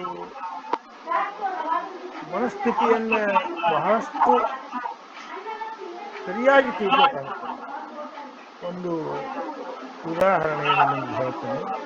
ನಮ್ಮ ಗುರುಗಳು ಅವ್ರಿಗೆ ಕನ್ನಡ ಬಿಟ್ಟರೆ ಮತ್ತೊಂದು ಏನು ಮಾತಾಡಕ್ ಬರ್ತಿದ್ದಿಲ್ಲ. ಅವ್ರು 3ನೇ ತರಗತಿ ಕಲ್ತಿದ್ರು ಅವರು. ಹೀಗಾಗಿ ನಮ್ಮ ಈ ಕಡೆಯಿಂದ ಒಬ್ಬ ನಾಂದೇಡ್ಗೆ ಹೋದವರು ಅಲ್ಲಿ ಪೋಸ್ಟ್ ಆಫೀಸ್ ಸರ್ವಿಸ್ ಮಾಡೋರು, ಅವರಿಂದ ಇಂಥ ಒಂದು ಮಾರ್ಗದವ್ರು ಅದರ ತಿಳ್ಕೊಂಡು ಒಮ್ಮೆ ಅವ್ರು ಭೇಟಿ ಆಗಕ್ಕೆ ಬಂದ್ಬಿಟ್ಟು ಸುರೇಶ್ ಅನ್ನುವಂಥ ಟೋಟಲ್ ವಾಕ್ ನಾ ಬಂದು ಕನಿಷ್ಠ ನೋಡಿರೇ ಹೋಗೋಣ ಎಂಥವ್ರು ಅದಾರ ಬಂದ್ರತ್ತಲ್ಲ. ಅವ್ರು ಬಂದು ಕೂತ್ರು. ಅವ್ರಿಗೆ ಮರಾಠಿ ಮತ್ತು ಹಿಂದಿ ಸ್ವಲ್ಪ ಸ್ವಲ್ಪ ಇಂಗ್ಲೀಷ್ ಬರ್ತಿತ್ತು, ಅಷ್ಟು ಬರ್ತು. ಇವ್ರಿಗೆ ನಮ್ಮ ಗುರುಗಳಿಗೆ ಮರಾಠಿ ಬರಂಗಿಲ್ಲ, ಅವ್ರಿಗೆ ಕನ್ನಡ ಬರಂಗಿಲ್ಲ. ಇಂಥ ಪ್ರಸಂಗದಾಗ ನಾವು ಏನು ಮಾತಾಡ್ತಾರೆ ನೋಡೋಣ ಅವರು ಮರಾಠಿ ಒಳಗನೆ ಕೇಳಿದ್ರು, ಇವರು ಕನ್ನಡದಾಗ ಉತ್ತರ ಕೊಟ್ಟು ಇವ್ರ ಉತ್ತರಕ್ಕೆ ಅವ್ರು ಹಂಗ ಗೋಣ ಹಾಕೋತನೇ ಇದ್ರು, ಅವ್ರ ಅಭಿಪ್ರಾಯಕ್ಕೆ ಇವ್ರು ಉತ್ತರ ಕೊಟ್ಕೋತನೇ ಇದ್ರು. ಅಲ್ಲ ನಾವು ನೋಡೋದಾದ ಇವತ್ತು ಏನಾರ ಇದೈತಿ ಅಂದ್ರೆ ಗುರು ಆದವನು ಸರ್ವವನ್ನು ಅರಿತಾವ. ಅಲ್ಲಿ ಯಾವ ರೀತಿಯಿಂದ ಅದನ್ನ ಇದು ಮಾಡ್ತಾರೆ ಅನ್ನೋದಕ್ಕೆ ಹೇಳಕ್ ಬರೋದಿಲ್ಲ. ನಂದೇ ಒಂದು ಪ್ರಸಂಗ ಹೇಳ್ತೀನಿ ನಿಮಗೆ. ನಾನು ಈ ಗುರುಗಳು ಏನು ಇರ್ತಾರೆ ನೋಡ್ರಿ, ಸ್ವಲ್ಪ ಪರೀಕ್ಷೆ ಮಾಡುವಂತ ಸ್ವಭಾವ ಈಗ ಇಲ್ಲಿಯವರು ಒಬ್ರು ಸ್ವಾಮಿಗಳು ಅದಾರ ಅಂದ ಕೂಡಲೇ ನಾನು ಹೋಗಿದ್ದೆ. ಹೋಗೋದು ಉದ್ದೇಶ ಏನಂದ್ರೆ ಸ್ವಾಮಿಗಳು ಹೆಂಗದಾರ ನೋಡೋ ಸಲುವಾಗಿ ಹೋಗಿದ್ದೆ. ರೋಡ್ದಿಂದ ಒಂದು ಸ್ವಲ್ಪ ಅರ್ಧ ಕಿಲೋಮೀಟರ್ ದೂರದಲ್ಲಿ ಅದು ಒಂದು ತೋಟದ ಒಂದು ಬದಿಯಲ್ಲಿ ಗುಡಿಸಲ್ದಾಗ ಅವರು ಇದ್ರು. ಅಲ್ಲಿ ಹೊರಗೊಂದು ಅತ್ತಿ ಮರ ದೊಡ್ಡದೊಂದು, ಅಲ್ಲೇ ಭಕ್ತರ ಜೊತೆ ಕೂತ್ಕೊಂತಂದಿದ್ದು ಅವರು ಗದಗಿನ ಮೇಲೆ ಹೋಗಿದ್ದೆ. ಹೋಗಿ ನಾನು ಅವ್ರನ್ನ ಹೆಂಗ ಏನು ಕೇಳೋದು, ನಾನು ಏನೇನು ಕೇಳಬೇಕು ಅನ್ನೋದನ್ನ ವಿಚಾರ ಮಾಡ್ಕೊಂಡು ಹೋಗಿ ದೂರ ನಿತ್ತನ ನಾ ಕೇಳಿದೆ, ಸ್ವಾಮಿಗಳು ಅದಾರನ್ರಿ ಅಂತ ಹೇಳಿದೆ. ಅದಾರ ಬಲ್ಲಿ ಸ್ವಾಮಿಗಳು ಅದಾರ ಬರಿ ಅಂದ್ಕೊಳ್ಳಿ ಮುಂದೆ ಹೋಗಿ ಸನಿದಾಗ ಹೋಗಿ ಮತ್ತೆ ಅಲ್ಲಿ ಒಬ್ರು ನಡು ಕೂತಿದ್ರು, ಸುತ್ತಲೂ ಕೆಲವರು ಕೂತಿದ್ರು. ಅವರು ನಡು ಕೂತವ್ರು ದೋತ್ರ ಉಟ್ಕೊಂಡು ಒಂದು ಒಳಂಗಿ ಅಥವಾ ಬನಿಯನ್ ಏನಂತ ತಿಳುವ ಏನೋ ಮಾತಾಡ್ಕೊಂಡು ಕೂತಿದ್ರು. ನಾನು ಅವ್ರಿಗೆ ಹೇಳಿದೆ, ನಾನು ಸ್ವಾಮಿಗಳನ್ನ ಭೇಟಿ ಆಗ್ಬೇಕಾಗೈತಿ, ನಿಮ್ಮನ್ನ ಭೇಟಿ ಆಗುವ ವಿಚಾರ ನನಗಿಲ್ಲ, ಅದಕ್ಕೆ ನಾನು ಸ್ವಾಮಿಗಳನ್ನ ಕರೆಯಲ್ಲ. ಅದಾರ ಬರ್ರಿ ಬರ್ತಾರ ಬರ್ರಿ ಅಂತ ಕಳಿಸ್ತಾರು. ಏನು ಹೋಗಿ ಕೂತ್ ನೋಡ್ರಿ, ನಾ ಏನು ಕೇಳ್ಬೇಕಂತಿದ್ದೆ ಅವು ಎಲ್ಲಕ್ಕೂ ಉತ್ತರ ಆಗಿದೆ. ಅಂದ್ರೆ ಶಿವಯೋಗಿಗಳು ಹೇಗಿರ್ತಾರೆ ಅನ್ನೋದಕ್ಕೆ ಇದೊಂದು ಉದಾಹರಣೆ. ಹಾಗ ಇಲ್ಲಿ ಗೊಗ್ಗಯ್ಯನ ಒಂದು ಸ್ಥಿತಿಯನ್ನ ಅಲ್ಲಮ ಪ್ರಭುಗಳು ಹೆಂಗ ತಿಳ್ಕೊಂಡ್ರು ಅನ್ನೋದನ್ನ ಇಲ್ಲಿ ಚಾಮರ್ಸ್ ಹೇಳ್ತಾ ನೋಡ್ರಿ. ಅವಧರಿಸಿ ಕೇಳಿ ಎನ್ನ ಬುದ್ಧಿಯ ಹವನನಾದರೆ ಜೀವವನು ಮಾತ್ರವನ್ನು ನೋಯಿಸಿ ಭಕ್ತರಿಗೆ ಕೈಲಾಸಪುರದೊಳಗೆ ಭವನ ಬಸವೊಳಗಿದ್ದೊಡೆಯು ಸಂಭವಿಸೋ ಕಡು ನೋವು ಸಾವಳಿವನು ಕಳೆವರ ಕಾಣನೈ ಗೊಗ್ಗಯ್ಯ ಕೇಳಿ. ಕೈಲಾಸಕ್ಕೆ ಹೋದ್ರು ಅಲ್ಲಿ ಒಂದು ಪುಣ್ಯದ ಸಾಟ ದಂಡಿಗೆ ಬರ್ಕೊಂಡು ಮಿನಿಮಮ್ ಬ್ಯಾಲೆನ್ಸ್ ಬರ್ತಂದ್ರೆ ಅವ್ರು ಮತ್ತೆ ಬರೋಬೇಕಾಗ್ತದೆ. ಇನ್ನೊಂದ್ಸಲ ಅವಧರಿಸಿ ಕೇಳ ಎನ್ನ ಬುದ್ಧಿಯ ಅವನನಾದರೆ ಜೀವವನು ಮಾತ್ರವನ್ನು ನೋಯಿಸಿ ಭಕ್ತಿಯಲ್ಲಿ ಕೈಲಾಸಪುರದೊಳಗೆ ಶರೀರವನ್ನು ಬಂಧಿಸಿ ಅದು ಇದು ಮಾಡಿ ಎಂದಿಷ್ಟು ಕೈಲಾಸಕ್ಕೆ ಬಂದ್ರು. ಭವನ ಬಸರೊಳಗಿದ್ದೊಡೆಯೋ ಸಂಭವಿಸೋ ಕಡು ನೋವು ಸಾವುಗಳು. ಅಲ್ಲಿದ್ರು ಮತ್ತೆ ನೋವು ಬರುವ ಕೊನೆಗೆ ಬ್ಯಾಲೆನ್ಸ್ ಸೀಟ್ ಅಂದ್ರೆ ಮತ್ತೆ ಜನ್ಮಕ್ಕೆ ಬರಬೇಕಾಗ್ತದೆ. ಸಂಭವಿಸೋ ಕಡು ನೋವು ಸಾವುಗಳು ಇವನು ಕಳೆವರ ಕಾಣನೆ ಗೊಗ್ಗಯ್ಯಕ್ಕೆ. ಇವನ್ ಯಾರು ಕಳೆದಿಲ್ಲಪ್ಪ, ನಿನ್ನ ಬ್ಯಾಲೆನ್ಸ್ ನೀನೇ ಹೆಚ್ಚು ಮಾಡ್ಕೋಬೇಕು. ಅದನ್ನ ಸಿಕ್ಕಾಪಟ್ಟೆ ಬೆಳೆಸಿದ್ರೆ ನಿನಗೆ ಈ ದಾರಿ ಒಳಗೆ ಬರ್ಲಿಕ್ಕೆ ಸಾಧ್ಯ ಆಗ್ತತಿ ಅಂತ ಹೇಳ್ತಾರೆ. ಅದಕ್ಕೆ ನನ್ನ ಒಂದು ತಿಳುವಳಿಕೆಯನ್ನ ಹೆಚ್ಚು ನಿಮ್ಗೆ ಹೇಳ್ತೀನಿ. ಜೀವ ಒಂದು ಎಷ್ಟೇ ಅದು ಸಣ್ಣದಿರ್ಲಿ ದೊಡ್ಡದಿರ್ಲಿ ಆ ಒಂದು ಆಚರಣೆಯಿಂದ ಅದು ತನ್ನ ಒಂದು ಸ್ಥಿತಿಯನ್ನ ಮೇಲೆ ಒಯ್ಯಬೇಕಾಗ್ತದೆ. ಹಾಗಾಗ ಆಗ್ಬೇಕು, ಆಗಲಿ, ನೀನು ಹಂಗ ಮಾಡು ಅಂತ ಹೇಳುವಲ್ಲಿ ಅಲ್ಲಂ ಈ ಮಾತನ್ನು ಮುಗಿಸ್ತಾರೆ. ಇಲ್ಲಿ ಮುಂದಿಂದು ಪದ್ಯ ಒಂದ್ಸಲ ಸುಮ್ಮ ಹಂಗ ಓದ್ತೀನಿ. ಪರೀಕ್ಷಿಸಲು ಗುರು ಲಿಂಗ ಜಂಗಮದಿರುವ ದಾವಡೆ ಎಂಬುದೀಪ ಚರಣೆಗಳು ಹಿಸದ ಅದರ ಪದಿಯಂತೋ ಮಹಾದೇವ ಅರಿದರ ಎನ್ನುತನವಯಂ ದೊರೆದನ ಗೊಗ್ಗಯ್ಯ ಗಿಂತಿ ಪರಿಯನಲ್ಲ ಲಿಂಗ ನುರಿದ ಜ್ಞಾಪದೇಶದಲ್ಲಿ ಅಂತ ಮುಂದಿನ ಒಂದು ಪದ್ಯ ಬರ್ತದೆ. ಅದನ್ನ ನಾಳೆ, ಇವತ್ತಿಗೆ ಸಮಯ ಇಲ್ಲಿಗೆ ಬಂದೈತಿ. ಅದಕ್ಕೆ ನಾಳೆ ಮತ್ತೆ ಮುಂದುವರಿಯೋಣ. ಎಲ್ಲರಿಗೂ ಶರಣಾರ್ಥಿಗಳು.